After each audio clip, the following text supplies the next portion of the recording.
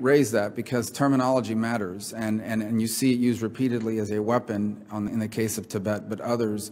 And just rhetorically, is it your experience that on this particular issue regarding Tibet, but on the broader issue of China's government trying to reorder global affairs, that we need to keep a close eye on the use of language, of the words being used, because they are certainly trying to replace what human rights and self-determination means. And by the way, it's not just limited to Tibet. Many of us were deeply disappointed to see the recent decisions by the Vatican allowing, for the first time in human history, or certainly in the history of the Church, for its leadership to be appointed by, certainly in the modern, I imagine, go back to 1500s, we had some pretty bad appointments, but certainly in the modern world. So language matters, and the words that are being used, we need to, because they don't mean the same thing.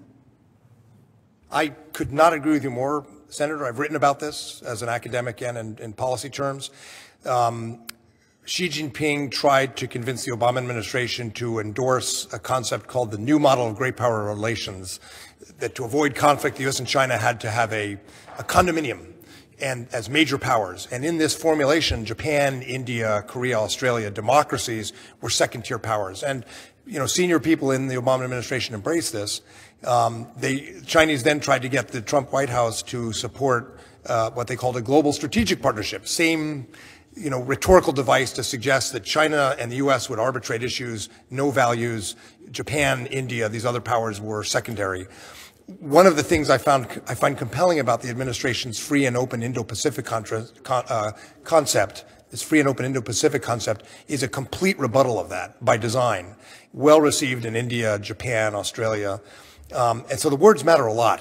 And we're not always attentive to them, but within Asia, when this idea of a new model of U.S.-China relations as great powers started to get currency with some senior officials in Washington, it had a major effect on how Japan, Korea, Australia, Vietnam viewed our staying power and our commitment to our values. So I couldn't agree with you more, and I think it's an important area for the Congress to pay attention to.